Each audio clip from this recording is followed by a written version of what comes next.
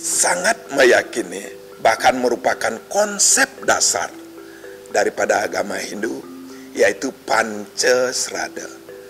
Panca itu artinya 5, Srada itu adalah keyakinan atau dasar. Jadi 5 keyakinan umat Hindu. Nah, sedikit yang berbicara mengenai tubuh manusia ini. Manusia ini terdiri dari 3 sarira, yaitu stula sarira, badan kasar, kemudian suksma sarira, dan yang paling dalam adalah antahkarana.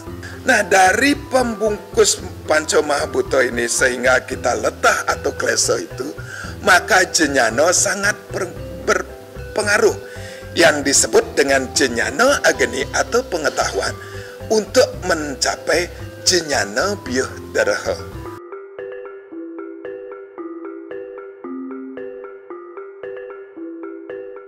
Masyarakat Hindu Bali dalam hidup beragama berpedoman pada ajaran Weda yang merupakan inti ajaran agama Hindu, yaitu Pancasrada atau 5 kepercayaan yang mendasari kehidupan dalam agama Hindu.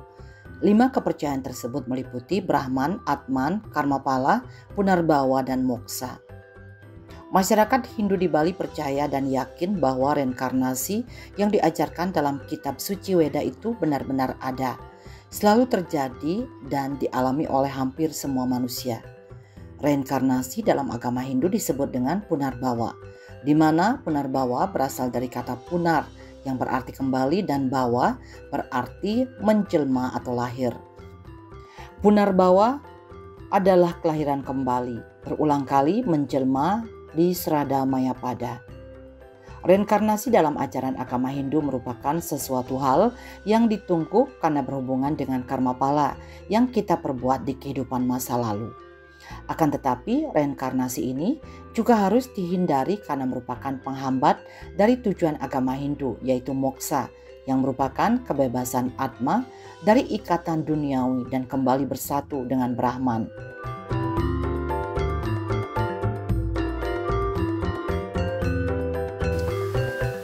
Umat Hindu sangat meyakini, bahkan merupakan konsep dasar daripada agama Hindu, yaitu Pancasrada.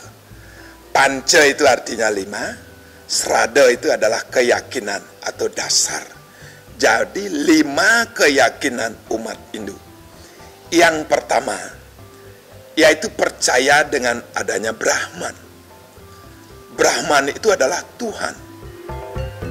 Tuhan ini adalah asal dari semua yang ada di dunia ini. Kalau dalam lontar buana koso jelas disebutkan, sakuehning jagat kabeh, metu saking Batara Siwa, lino juga ring Batara Siwa. Jadi semua alam semesta ini beserta isinya, yaitu lahir dari Batara Siwa dan akan kembali kepada Batara Siwa. Batara Siwa itulah Brahman itu sendiri. Kemudian yang kedua, percaya dengan adanya Atman. Atman ini adalah merupakan percikan dari Brahman. Dan Atman inilah yang memberikan hidup kepada manusia. Makanya Tuhan di dalam diri manusia itu disebut Atman. Tuhan penguasa yang ada ini itu adalah Brahman.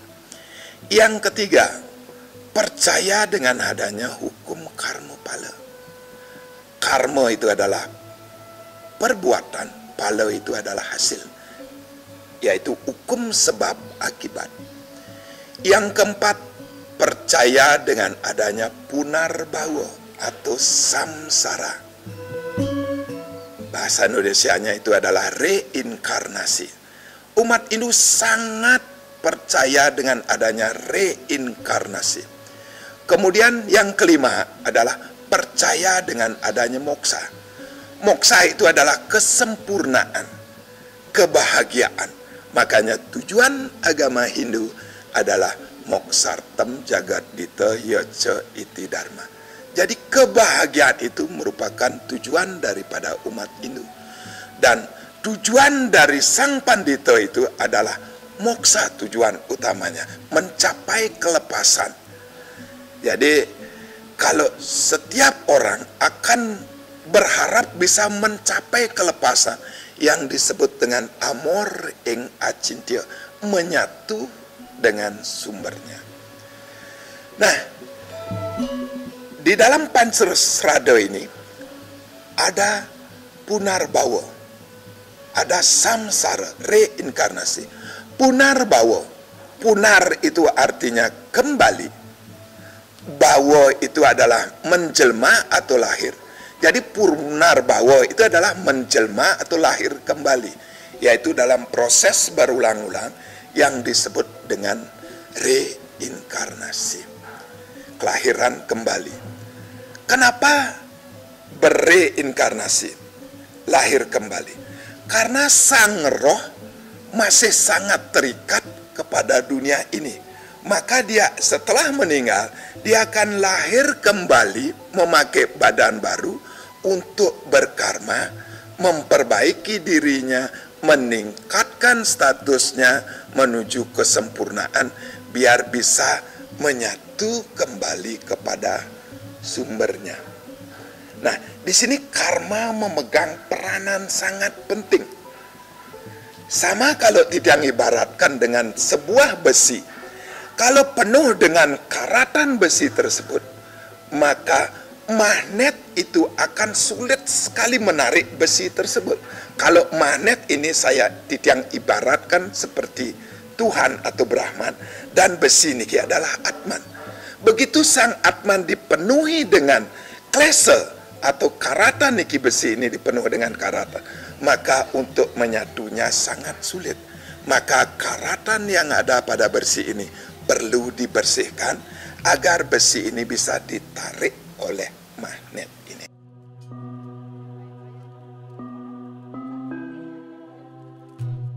Reinkarnasi terjadi pada saat seseorang meninggal dunia. Rohnya atau jiwatman melepaskan badan jasmani stula sarira menuju surga atau neraka. Lamanya roh berada di setiap alam ini tidak sama, tidak dapat ditentukan lamanya, tergantung dari banyaknya baik buruk karma yang dibawa oleh Atman. Apabila karma baiknya lebih banyak, maka setelah mati, Atmanya akan tinggal lebih lama di surga untuk menikmati kebahagiaan. Setelah itu karma buruknya akan menarik Atman untuk menjelma kembali ke dunia melalui proses kelahiran dengan menggunakan badan jasmani yang baru. Bagaimana kelahirannya nanti tergantung dari karma wasananya.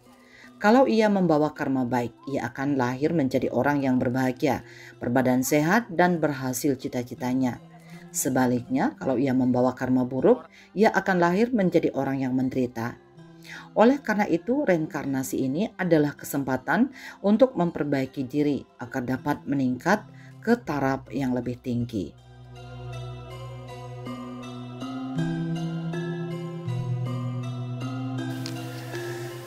Nah, sedikit yang berbicara mengenai tubuh manusia ini. Manusia ini terdiri dari 3 sarira, yaitu stula sarira, badan kasar, kemudian suksma sarira, dan yang paling dalam adalah antahkarana.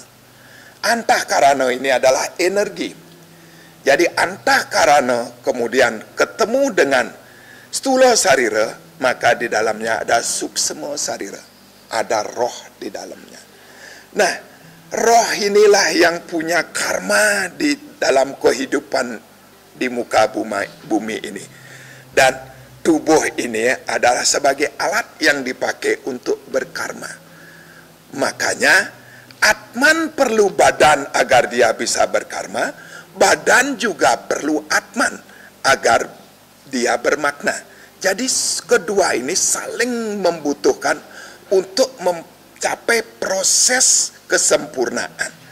Nah, itulah kenapa manusia niki perlu berkarma untuk memperbaiki jati dirinya, diri sujatinya. Makanya begitu sang roh, sang Atman ini turun dari alam eskatologi, alam sunia, memasuki panca mahabhuta, badan yang masih berada di dalam kandungan ini, maka sang Atman ini itu kena hukum maya sira tatua. Di sini ada dualitas. Nah, dia dipengaruhi oleh klase, yaitu panca klase.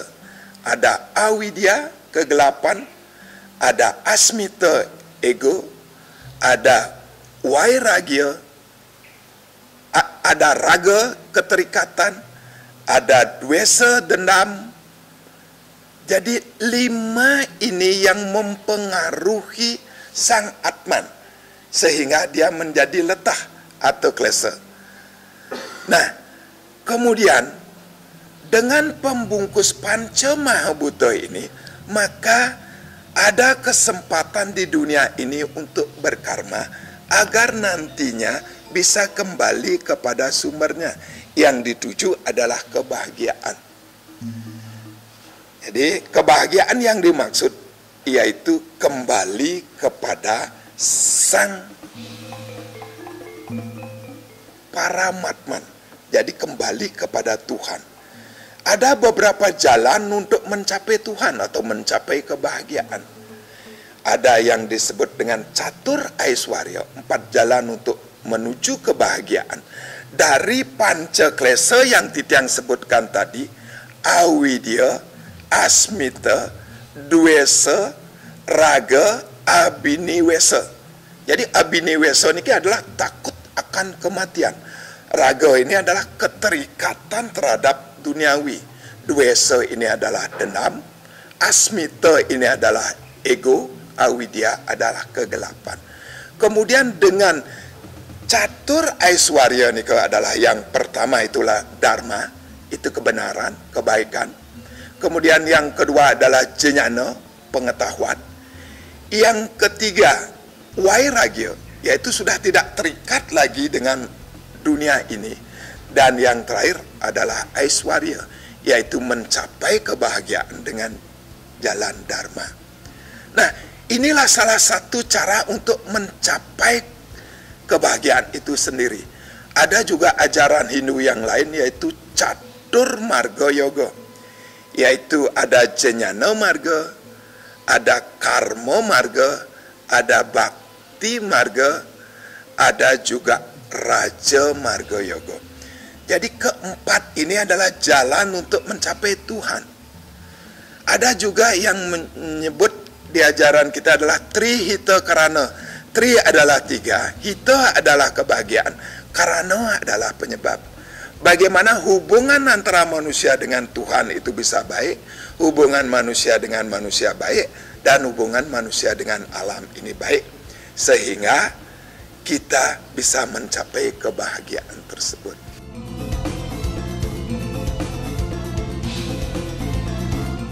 Proses reinkarnasi terjadi karena kesadaran sang roh untuk masuk ke bentuk kehidupan baru sesuai karma, dan sang roh dalam kehidupan dapat merubah karma sampai sang roh suci berada pada titik kesempurnaan moksa. Reinkarnasi melalui nilai positif untuk menuntun umat manusia dalam menjalani kehidupan dan melakukan kebaikan sampai mendapatkan kesempurnaan, yaitu moksa. Agama Hindu disebut pula dengan Hindu Dharma, Vaidika Dharma, atau pengetahuan kebenaran, atau Sanatana Dharma, kebenaran abadi.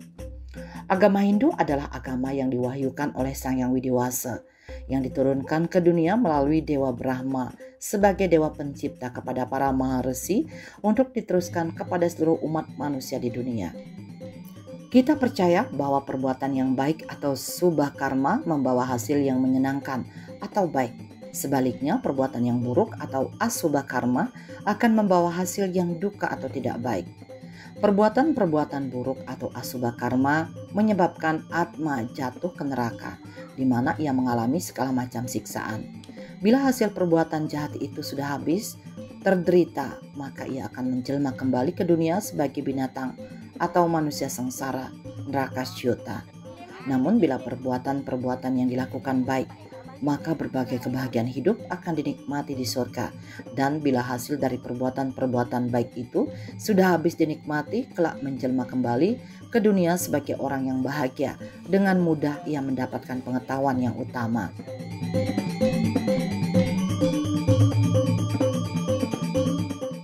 Nah, dari pembungkus panca mahabhuta ini sehingga kita letah atau klesa itu, maka jenyano sangat berpengaruh, yang disebut dengan jenyano ageni atau pengetahuan untuk mencapai jenyano biuh daraha. Seperti yang disebutkan di dalam lontar Werspati Tatwa.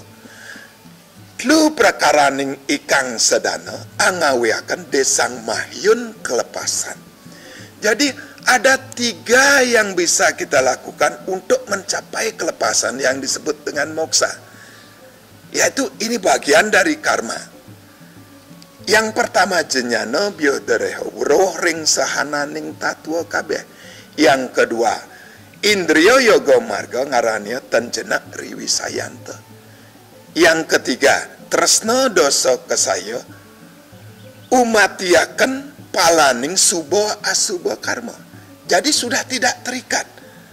Tresna dosa kesaya, tresna itu adalah karena rasa cinta kita terikat, karena keterikatan ini kita menderita. Makanya di dalam reinkarnasi ini yang menjadi tujuan hidup kita disebutkan dalam Kekawin Ramayana, kesayan ikang papo nahan prayojana, untuk melenyapkan penderitaan ini. Itulah tujuan hidup bagi setiap orang. Penderitaan muncul dari keterikatan ini. Nah, itulah sebuah proses bagaimana bisa kembali kepada sumbernya. Jadi kalau boleh Titiang katakan bahwa reinkarnasi ini adalah sebuah kesempatan bagi sang roh, bagi diri sujati kita untuk memperbaiki dirinya lewat karma, yaitu karma baik yang disebut dengan subo karma.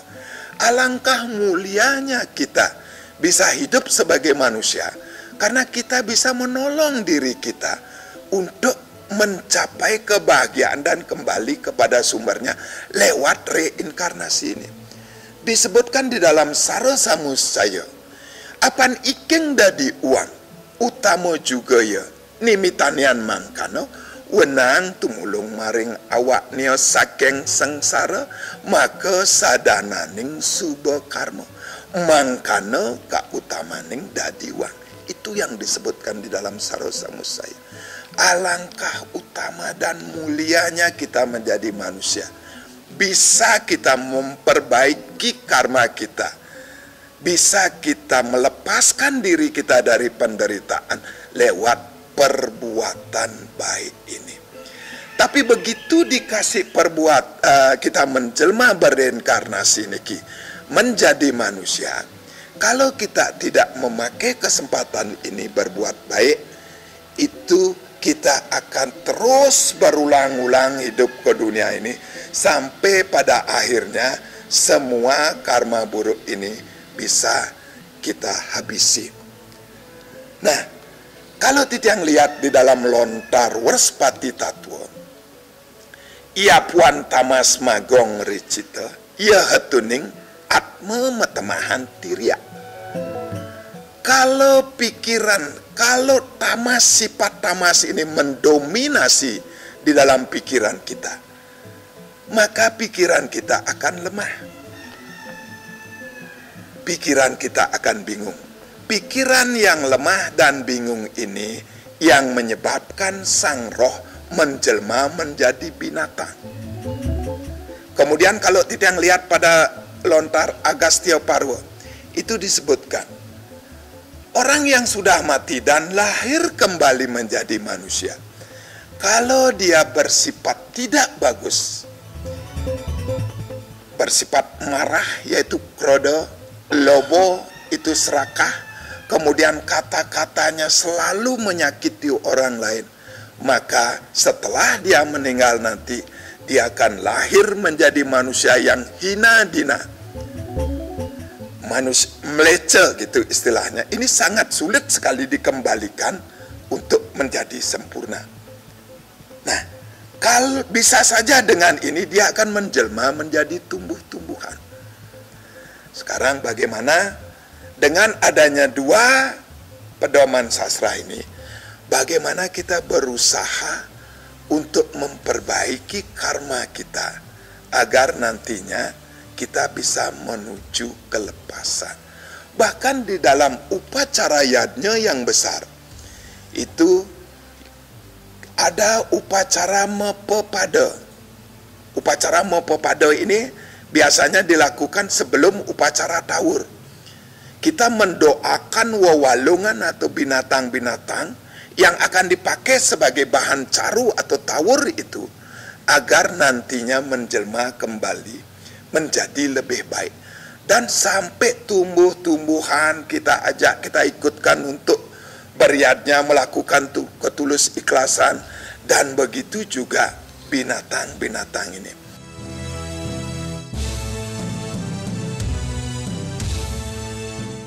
Jika dilihat dari sudut waktu, karma pala dapat dibagi menjadi 3 bagian, yaitu sancita karma pala adalah hasil dari perbuatan kita dalam kehidupan terdahulu yang belum habis dinikmati dan masih merupakan benih yang menentukan kehidupan kita sekarang. Bila karma kita pada kehidupan yang terdahulu baik, maka kehidupan kita sekarang akan baik pula, senang, sejahtera, bahagia. Sebaliknya, bila perbuatan kita terdahulu buruk, maka kehidupan kita yang sekarang ini pun akan buruk, selalu menderita, susah, dan sengsara. Kedua, prarabdha karma pala adalah hasil dari perbuatan kita pada kehidupan sekarang ini tanpa ada sisanya. Sewaktu masih hidup, tak dapat memetik hasilnya atas karma yang dibuat sekarang. Sekarang menanam kebijaksanaan dan kebajikan pada orang lain, dan seketika itu atau beberapa waktu kemudian dalam hidupnya akan menerima pahala berupa kebahagiaan. Sebaliknya, sekarang berbuat dosa, maka dalam hidup ini dirasakan dan diterima hasilnya berupa penderitaan akibat dari dosa itu. Sedangkan ketiga, kriyamana karma pala adalah pahala dari perbuatan yang tidak dapat dinikmati langsung pada kehidupan saat berbuat, tetapi akibat dari perbuatan pada kehidupan sekarang akan dan diterima pada kehidupan yang akan datang setelah orang yang mengalami proses kematian, serta pahalanya pada kelahiran berikutnya. Apabila karma pada kehidupan yang sekarang baik, maka pahala pada kehidupan berikutnya adalah hidup bahagia. Dan apabila karma pada kehidupan sekarang buruk, maka pahala yang kelak diterima berupa kesengsaraan. Kalau di dalam Mopopada, salah satu titik yang sebutkan, ada di saat Mopopada itu seperti ini. Kita sang dwi pada, yaitu hewan yang berkaki dua, saking purwa desa-desanya, menembah tu kita ring sang yang iswara, mangke pejuah po kita, riwus mangkano numadi po kita, menadi po kita sang wiku jakti sakti. Seperti itulah doa kita terhadap binatang ini, agar dengan adanya pengorbanannya, agar dia nanti menjelma menjadi wiku sakti, bahkan menjadi pendeta. Sebegitunya kita mendoakan binatang ini. Begitu juga pada tumbuh-tumbuhan yang kita pakai sebagai yadnya itu. Nah, itulah bagaimana karma-karma yang harus kita perbuat untuk mencapai kesempurnaan ini. Ada disebutkan di dalam Agastya Parwa, ada 3 jalan untuk mencapai swarga, yaitu tapa yadnya kerti, tapa umati indrianya, dan wineh ring wisayannya. Kemudian yadnya adalah ketulus ikhlasan, kerti ngarannya paleman ringayu, jadi perbuatan mulia. Inilah yang harus kita lakukan agar kesempatan bereinkarnasi ini betul-betul digunakan untuk mencapai kesempurnaan. Ada manusianya dari awal megedong-gedongan, bulan Saptawari, 3 bulanan, otonan, dan seterusnya. Itu merupakan tanggung jawab orang tua kepada keturunannya, yang mana sangat diyakini bahwa keturunan ini dahulunya adalah leluhurnya yang berreinkarnasi menjadi keturunan. Sekarang tugas orang tua ini memberikan dari penyucian, yaitu upacara penyucian yang disebut dengan samskara. Makanya reinkarnasi atau punarbawa itu disebut dengan samsara. Kemudian di kehidupan ini kita akan mengalami penderitaan yang disebut dengan sengsara. Salah satu cara untuk melepas kesengsaraan tersebut adalah samskara, penyucian. Kenapa penyucian bisa dipakai untuk melepas sengsara ini? Karena dengan kesucian maka kita akan mencapai jalan Tuhan. Karena Tuhan itu adalah kesucian itu sendiri. Agni madya rawis caiwa madya tu chandra madya stito sukla madya stito siwa. Jadi di dalam kesucian itulah siwa berada. Makanya untuk mencapai itu, maka kesucian itu sangat berperan. Nah, itulah sebuah yatnya yang dilakukan yang menandakan bahwa umat Hindu tersebut sangat meyakini reinkarnasi tersebut. Ada juga pitrayadnya. Bagaimana proses pitrayadnya? Ada proses ngaben, yaitu yang mengembalikan unsur panca mahabhuta tersebut kepada sumbernya. Ada proses nyekah, yaitu yang berusaha menyucikan karma-karma yang telah diperbuat oleh orang yang meninggal ini. Dan juga ada proses ngaskara, yaitu memberikan kesucian, memberikan pengetahuan yang juga disebut dengan diksa. Diksa itu di dan kesa. Di adalah diwya jenanam, kesa adalah akhiri. Dengan pengetahuan-pengetahuan tentang ketuhanan untuk menghilangkan segala sesuatu yang tidak baik pada orang yang didiksa tersebut. Karena setiap orang wajib hukumnya untuk mendiksa. Kalau tidak mendiksa semasih hidup, maka dia harus diksa pada saat meninggal, yang disebut dengan pengaskara. Jadi pengetahuan inilah yang akan mampu mengembalikan dia kepada unsur pembentuk awal, dari mana sang roh itu berasal. Nah, itulah gambaran pintas reinkarnasi di dunia ini.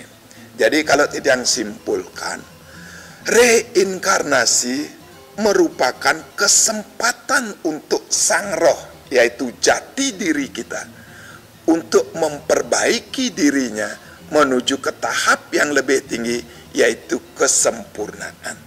Kemudian yang kedua, ajaran reinkarnasi ini itu bisa menuntun umat, khususnya umat Hindu, untuk selalu berbuat baik agar bisa tercapainya tujuan kehidupan ini dan tercapainya tujuan agama, yaitu moksartam jagat dita yaca iti dharma.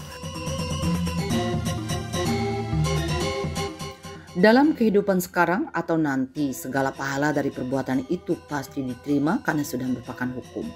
Kita tidak dapat menghindari hasil perbuatan kita itu baik atau buruk. Maka kita selaku manusia yang dilengkapi dengan bekal kemampuan berpikir, patutlah sadar bahwa penderitaan dapat diatasi dengan memilih perbuatan baik. Manusia dapat berbuat atau menolong dirinya dari keadaan sengsara dengan jalan berbuat baik. Demikianlah keuntungannya dapat menjelma menjadi manusia. Jadi dalam hukum karma sangat berkaitan dengan samsara atau yang disebut juga punarbawa, yang artinya lahir kembali ke dunia secara berulang-ulang. Kelahiran kembali ini terjadi karena adanya atma masih diliputi oleh keinginan dan kemauan yang berhubungan dengan keduniawian. Kelahiran dan hidup ini sesungguhnya adalah sengsara, sebagai hukuman yang diakibatkan oleh perbuatan atau karma di masa kelahiran yang lampau. Jangka pembebasan diri dari samsara tergantung pada perbuatan baik kita yang lampau, atita, yang akan datang, nagata, dan sekarang wartamana. Agama Hindu memiliki banyak konsep filosofis yang mendalam. Dua di antaranya adalah karma dan reinkarnasi. Kedua konsep ini saling terkait dan memainkan peran penting dalam membentuk pandangan hidup umat Hindu. Karma adalah prinsip sebab dan akibat yang menyatakan bahwa setiap tindakan memiliki konsekuensi. Dalam konteks Hindu, karma bukan hanya terbatas pada tindakan fisik tetapi juga mencakup pikiran dan niat seseorang.